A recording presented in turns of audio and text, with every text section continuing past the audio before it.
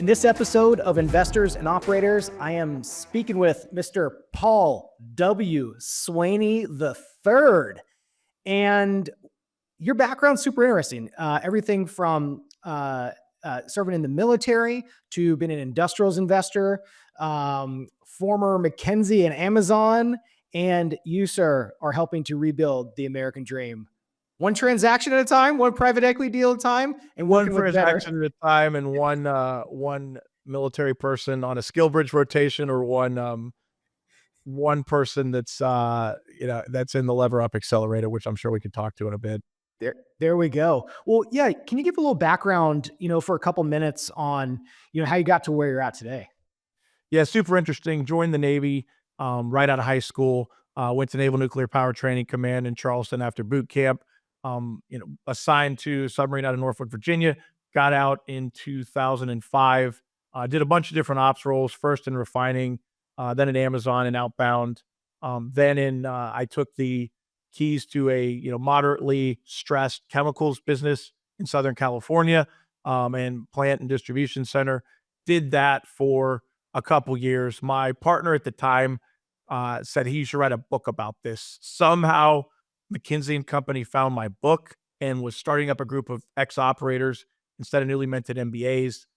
So I kind of snuck through the back door there. To my knowledge, I was certainly the first enlisted guy at the time that had ever been there, and figured out there I liked working for PE-backed companies better because they're smaller and you can drive change a lot faster. Left there, got headhunted away to go to a multi-class asset manager. Originally, I was on the ops team and set on debt and equity. And then, graduated to the investment committee, which is a little bit odd or kind of off market for an operator. Then they smashed the ops and the deal team together. So worked with an investment partner for a couple of years, and then left and founded Swaney Group in 2022. Started out as an advisory business. I've graduated to a co-investment business with boots on the ground. It's kind of our thing. Won't take a equity stake in anything without boots on the ground. And then looking to get a control deal done. We set up a sourcing engine, hired a dedicated investment professional last April. So what was your first job when you got out of active duty?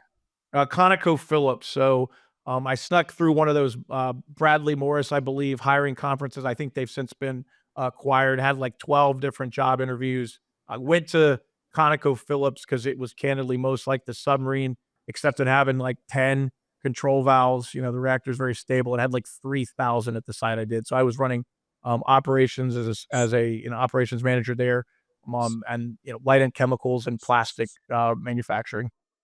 And then from there to Amazon, to Bostic. Like, if you were to kind of summarize your top transition tips and tactics for veterans, and you've also now been around and through the skill bridge program, like, how do you summarize it? What do they need to know about being successful in the transition? So it's interesting. So they didn't have skill bridge when I was getting out. The thing I will say is I just got sucked up into the military hiring pipeline, which was a bit more nebulous then. What I tell everyone is you need to start your transition journey a year ahead. A friend of mine from the submarine, I actually helped transition into a boutique consulting firm that got acquired by EYP, and he got a really good on-ramp into the world, right? So you need to find a mentor, a networking buddy. Those can be anyone that's gotten out a year before you, preferably on your duty station. They can help you navigate. Also, particularly some of the affinity groups like SEALs and Special Forces, and submarines to a limited extent. They can help you get out into the civilian world a bit easier. You've got a spread of military-focused recruitment firms. I say, not exactly buyer beware. Just make sure that it's a guy like you that has everybody that can make the right connections, and it's not like a pay-to-play situation. I've seen that before. What are some of the mistakes do you think people make during the military transition? The first thing is start looking too late. The second thing is not able to message your transition and your leadership experience in the military and correlate that to some civilian skills, right? I've pushed the I believe button on, if I hire military people, I can train them to run a P&L in 2 to 3 years. Got some great case studies for that.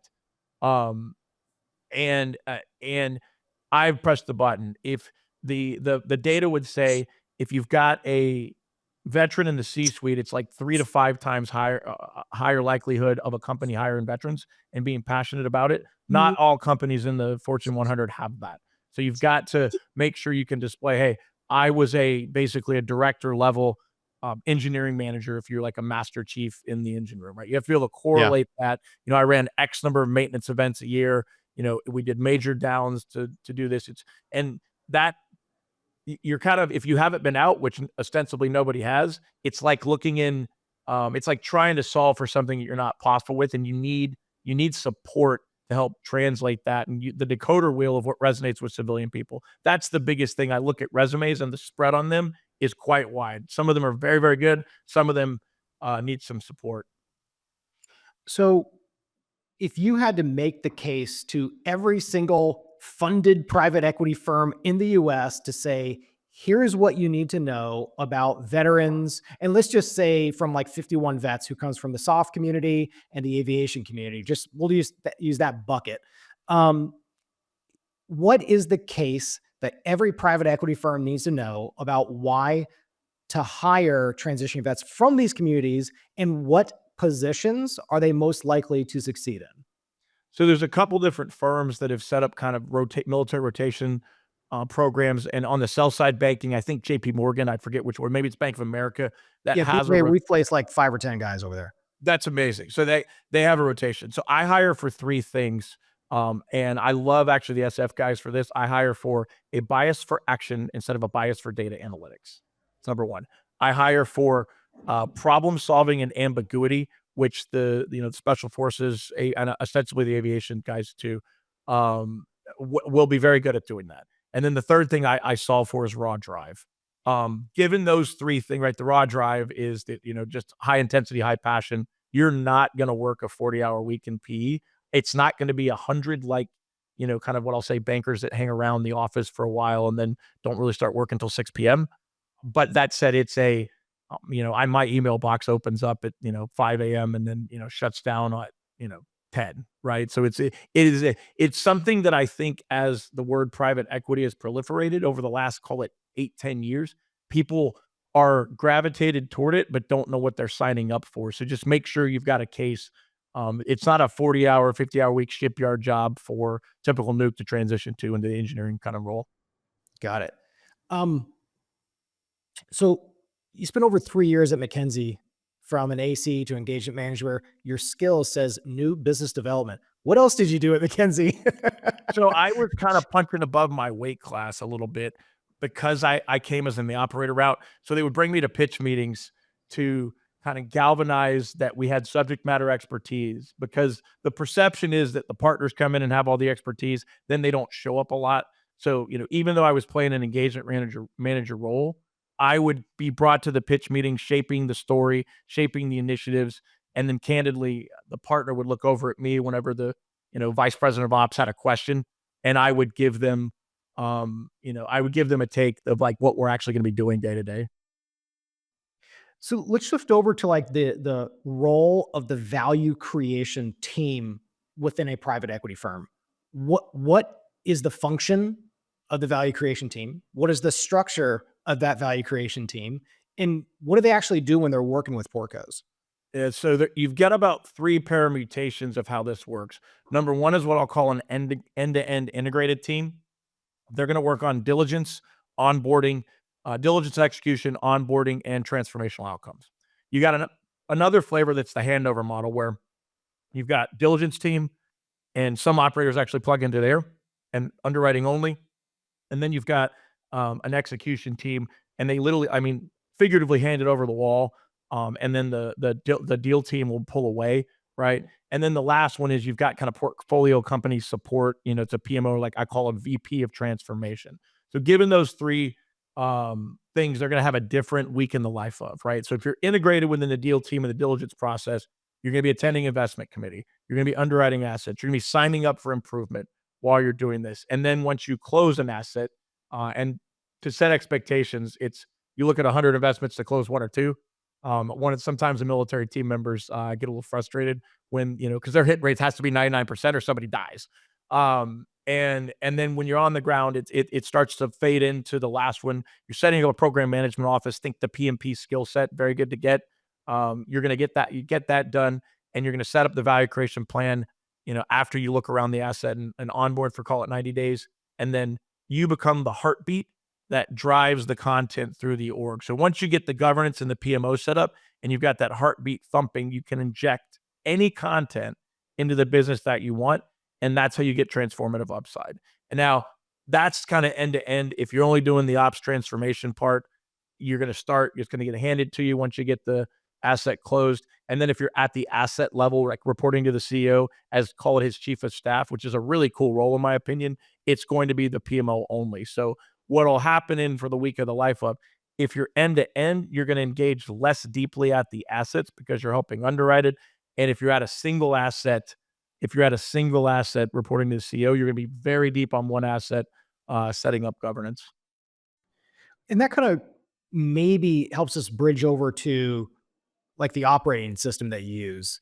One of the things you're read through your profile is you want to kind of take the guesswork out of business transformation, which kind of leads to the question of where is the guesswork commonly within these companies that are, maybe 2 to 5 or 2 to 10 of EBITDA? Where is the most common guesswork happening, and how do you take that out so a business can transform? And perhaps I'm asking this selfishly for our own business.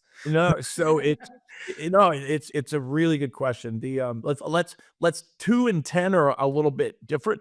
So let's say 10 million in EBITDA. You got an established management team in there. If you're 10 million EBITDA, very few founders carry a business up to 10 million and exit. It does happen occasionally, but they're usually looking for a liquidity event before them. So given that, right, the issue with that is you're going to have multiple private equity firms courting that asset during diligence. So it's kind of a sales pitch. One of my former operating partner colleagues said that diligence is the dating process, and owning the asset is the marriage process, right? And what happens is the expectations process during diligence and getting the management team to support your bid is not marrying to the expectations of transformational ownership. So when you get on the asset, you basically have to reset expectations of how you're going to manage the asset. And what I find the failure mode is you're not connected enough to the team and setting up the governance that we talk about in the PMO. And then by the time there's an issue, you're 9 to 12 months in. And there's some pretty good data that if you haven't started the execution of your value creation thesis within the first year, your IRR is going to suffer by 400 to 500 basis points over the life of the investment. So that's where the failure mode comes in for there. Now, everybody has to butter up kind of an asset, particularly if you're in a banker process, to get it done. But you have to really quickly, between sign and close, start to say, this is what's going to be expected from a reporting perspective. And if you don't have metrics and good KPIs in that are leading, EBITDA is the last thing to go, right? You're not going to see, if things go badly, you're not going to see EBITDA fall off a cliff until 6 months later-ish.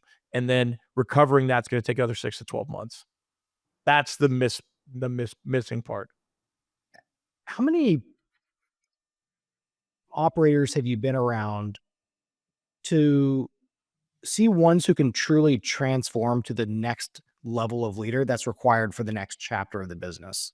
So you say CEO, or like founders that can graduate? Yeah, maybe. Yeah, and I'm kind of, and maybe through our example, how do my co-CEO, co-founder, and wife Jing, how do we make sure that we are upgrading intentionally for the next stage of the business? Right now we're at 14 people. So when we get to 25 or 50, so that we're not even thinking about an exit right now. It's not even, we got to pay bills right now this month, right? In the next 3 months. But how do we make sure that we're intentionally building years ahead of time? So there's an HBR article you should read called the Dinosaur Diagnostic, and it talks about the different stages and the different capabilities. So originally at the front of the business, you'll get generalists, right? They kind of have to do everything, and it's like an S curve. And so when you're starting a business, it's generalist. Everybody's all hand decks. The CEO's chief cook and bottle washer, right? As you go up the scale, you're going to start to hire functional experts, right? You're going to hire a head of sales. You're going to hire a head of execution and customer service. You're going to get that second level established, right? And the CEO, kind of why I say a CEO, they pick their own role. Like a CEO is usually a sales guy. They pick their own role. as you go up the curve and you start hiring direct reports to those direct reports, you start changing the outcomes, right? You're hiring a sales team of 3 or 4 people. You have to add processes in place and metrics in place to get that crystallized or galvanized.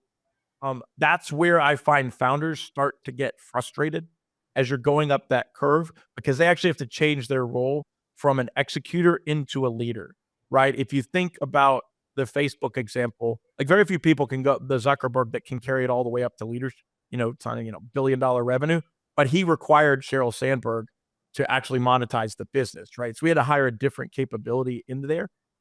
Being mindful of those transition points on that dinosaur curve will help you adapt to what's coming down the pike and what you're going to need to grow.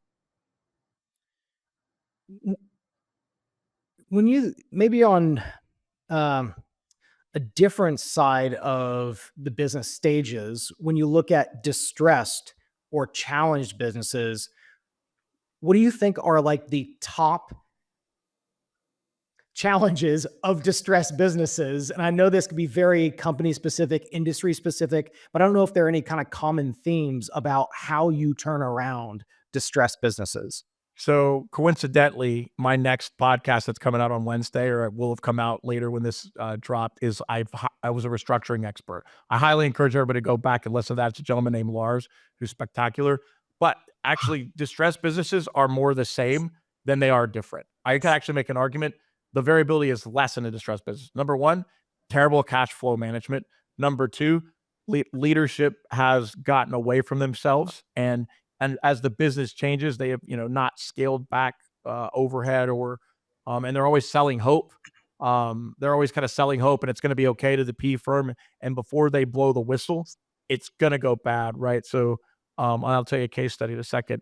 And then the third thing is the leadership loses focus, right? And that'll segue to my case study. Is I had the opportunity to work with taking the keys to a business in another life. And what happened is that the team there had bought an acquisition, and they got an acquisition and bolted on more debt, bolted on another business, and it got too complex for the management team. It was a transformative acquisition, which I'll call 50% of EBITDA added together. They didn't have the leadership capabilities, and the new business started to go south. Everybody jumped over to the new business, and the core business wasn't being managed anymore. So they both were falling apart. And then that, given a P leverage environment, I don't remember how much leverage was on it. It's just very hard to, it's very hard in the context of a leverage business. If you EBITDA drops 15%, you're going to be in trouble. And this might be relevant for search funders or just entrepreneurs who have businesses that are considering M&A. Like, how do you know when you are ready to go off and acquire for growth versus ignore that and just grow your own business? And I'll give you an example of how we were looking at an acquisition a little bit over a year ago, and the team was double our size. The founder was, older and wanting to transition the business and in digital marketing. And we're like, this is perfect. This expands our business. It's stable. It's been around for 15 plus years. They serve our market. This is it. And then we realized, wait a second, I don't even know if we run our own business well enough. Can we manage a team that's double our size if we can't manage our own team? We went through all the functional areas. We're like, I don't even know if we're ready to do that. Screw the capital situation, the capital structure, the deal structure, or the seller's ready. Like, I don't even know if we're ready to do that. So when do we as founders and other people as founders know they're ready to acquire versus just staying focused on their core business? So it's a good question. The way I look at it is the cost of inorganic growth is cheaper than the cost of organic growth. And if you go up to that dinosaur curve, it's when you're at the point when the cost of adding incremental revenue is 2x cost of inorganic. If you can grow organically, it's always going to be more controlled and you can batch in people.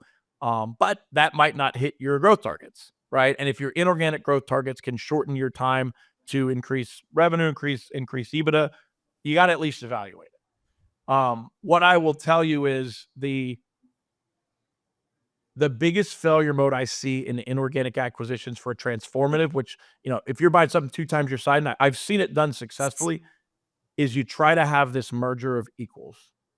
It does not work. The best mergers that ever happened in the public markets were the pharma mergers of the 90s. I think Pfizer is the one who bought Wyeth, right? They came in and swallowed Wyeth completely, and signs and uniforms were down from Wyeth the old day. Email addresses were down like within a month. The whole entire legacy business, except for the FDA filings, was like gone in like 45 days. It was absolutely, that's the best way to do it. When you're in diligence and courting to get that founder or that CEO comfortable, you always, what invariably happens is the founder says, or the acquired says, that's not much is going to change. We're going to have an equal partnership at the table. That is, I've seen more, 80% of problems are caused in post-merger integration are caused of that one problem. You have to find a new company name that's not combined names. It has to be swallowed whole, or you take the new company's name and then to keep it in the market. If you're doing tuck-ins for that are, call it, 15% of your size, you can go for in the transition, an acquiring company business with keep the name, and then a year later you need to be out of it. That's the biggest failure mode I see. To answer your original question, when do we know we're ready? It's when the management team has enough bandwidth to attach somebody formally as the head of integration. And I use the integration process as what I'll call a leadership forge. And I'll unite the team. I'll pick some high capability people and put them on the integration team. That way you can battle test them. And these people have to come out of their day jobs. They have to be totally focused on the integration for that time. So if you don't have capacity to do that, don't acquire, or you're gonna have to hire some people. And then you've got to define metrics for integration, right? You'll see a lot of times people 3 years later, we're still integrating. The integration is done, I'm making this up, 9-12 months when you're in, after you've hit certain KPIs and milestones, and you say you're done with integration, and then you go back to process improvement. That's one of the lingering integrations is the, call it another root cause of not failure for that, but it's problems. And what'll happen is if you keep those separate entities or you keep integrating, you'll start to get Lord of the Flies down in each organizations and what I'll call backbiting and kingdom building. Super interesting. Yeah. It's been top of mind because when our entire customer base, their business model is predicated on buying more, combining. And then from the founder has come from a bootstrap, like we have not taken any outside capital. It's almost like, what is the proper way of growing? Like we got a highly cash generative business, taking zero outside capital, but do we actually start to acquire these complementary businesses versus just staying focused and to go organically? So I mean, candidly, I think yes, but just, you got to make the decision if you want to grow capability sets or you're looking to just grow more of the same. Growing capability sets is easier to justify and to go raise, money and to go that out. Higher risk of a failed integration than a tuck-in doing the exact same thing. Yeah, because then you talk about, well, my video editors paid this, your video editors paid this. Well, where do we go? Well, you're in this part of the country, we're in this part of the country. Well, who's actually running the video team now versus we're targeting a completely different customer base. Yep. And that person is the head of, video for this customer base, which could be a different business. And then you cross sell, right? Then you can like if you have different functional capabilities, you combine the books and you set up the integration head kind of, the integration head sets up like a dual reporting structure where you got the CEO, the integration head, and then you get some dotted lines going from the head of revenue for company A, dotted lines for revenue company B, and you got to pick one to run the thing, right? Even, you got to have one head of revenue, but you've got this matrix thing where you're cross-selling, you set cross-selling as a target. Cross-selling is very difficult to do. But if you have a new capability set, it's good, right? Combining just the revenue of two companies and trying to cross-sell doesn't really work. Sometimes, maybe it's not, it's certainly not underwritable. So let's shift over to, I've seen a few tweets from you about Mr. Hormozy, and just for background, like I've gotten a lot of value out of his content. I think it's interesting. I think we've got some creative inspiration on just everything from video graphics, etc. But you clearly have a bone to pick. So what is that bone to pick? And let's dive into it. I mean, it's a course business, right? So until a couple weeks ago when I sent out a tweet on him, he had on his thing, we're growing $100 million workshop business, and they've got 10 FTs that are responsible for selling these $5,000 scaling workshops, and to me, it's disingenuous because if you read $100 million offers, if you read $100 million deals or whatever it is, he says, I just give everything away for free. And it's just disingenuous. That's how he feeds his funnel.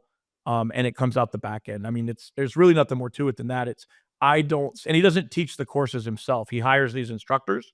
They make, I saw on the LinkedIn, it was 150 to 200,000. And then he shows up for a 2-hour workshop at the end of the scaling workshop. And then level 2, he sells for 35K, which is what I've seen from other people. And then there's a level 3, which is, I guess him and his partner for a couple days at, north of 6 digits.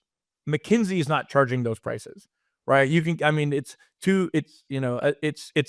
a significant number for McKinsey, but like he is off the reservation in how much he charges. But why not do that? And now you can say you can make it's a bad business decision, but there's a difference between being unethical and making a bad business decision. So for example, we know a ton of people who are partners and managing partners of firms who would never do a course because they don't need to, because they manage a couple $1 billion.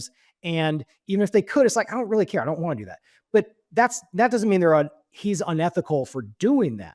So why he could say, because I did not go to 2 years of Goldman banking, then Wharton, then I come out to small associate, and I kind of ranks to a $10 billion firm, and now I can start my own firm. Therefore, I don't need to. He came in through it as an operator, and he's trying to. You can make the argument of he's building his BD funnel in a different way.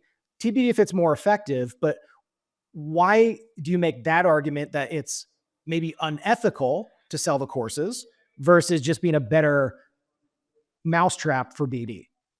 So it's the mousetrap because the course is inceptioned, right? He's a course that sells courses, right? So it's always suspect at first because the economics are better at buying companies and even being an independent sponsor than selling the course. The reason they want to sell the course is because it's the most asset light business you can think of. And once you've created your content, it kind of scales like a SaaS, much easier. And I'm not going to say unethical. I mean, selling a course is perfectly legal. If you're selling a Salesforce, maximization or automation course, you charge, $2,000 for a week of training. There's nothing wrong with that. To me, where the rub comes in is, how are you representing yourself? And what is the process for not just feeding your funnel, but for closing your funnel? I've heard anecdotal evidence, but it's allegedly anecdotal evidence. It's not a robust process to prevent people that don't need to be purchasing that service to go right now. As far as the content, I've seen some of the providers' content and not his, but it's totally useless. I can't explain to you how much the Dunning-Kruger effect applies to some of the courses that I've seen. They just don't know what to do. I can give you 20 books to read. If you wanted to buy a small and medium business yourself, starting out with the HBR guide, there's a Stanford thing you can Google. I give you 20 other books. I can give you 20 other books that you could just read and get started. But the thing is, people want an easy button that's all packaged in one and collated. But the real key to this is you need to find a mentor. I've never met a mentor worth their weight in salt that would not talk to you for free. Now, buy him a cup of coffee, buy him a beer. Yeah. Take him to dinner. I would agree with that. And I started investment banking. I did it for 6 years, and doing our business for 6 years and our previous business for 2. I've met so many different MDs, partners, people who have built billion-dollar businesses, and you never get that vibe of, hey, I'm going to charge you $500 an hour to coach you. It's like they have finances. It's 5 or 10,000 is going to do nothing for them. What they care about is their time for the net from 50 to 55, 55 to 65. And do I want to be around people who I can have an impact, who listen, who are hungry to grow? And they're selective with who they spend that time with, but they're not going to charge a penny of that. Now, if you truly want them to be part of your business, then you can talk about like an advisory equity stake of 0.25% or whatever, or an investor in that, but they don't charge you for that. No, they don't charge you for that. I have a funny story. I got an inbound for a deal from Twitter. Um, and it was a super interesting investment opportunity.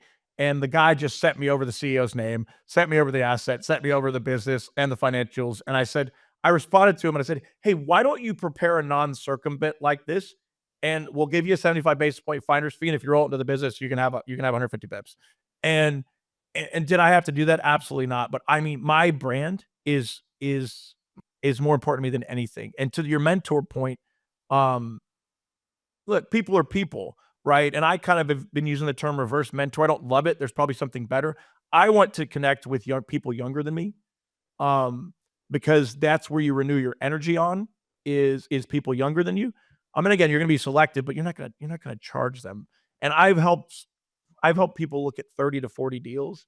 There's another person that who offers expert deal advice for $10,000 for a year. I told people, I'm like, "Look, we're gonna have to take a call at 10 p.m., but I'm happy to pressure test your investment opportunity." And they're like, I do "What the can same thing at like after my kids are asleep at 100%. after 8 or 8:30. I might be on the bike getting ready for a race, but Yeah. I will take that call. Maybe it's a weekend or whatever.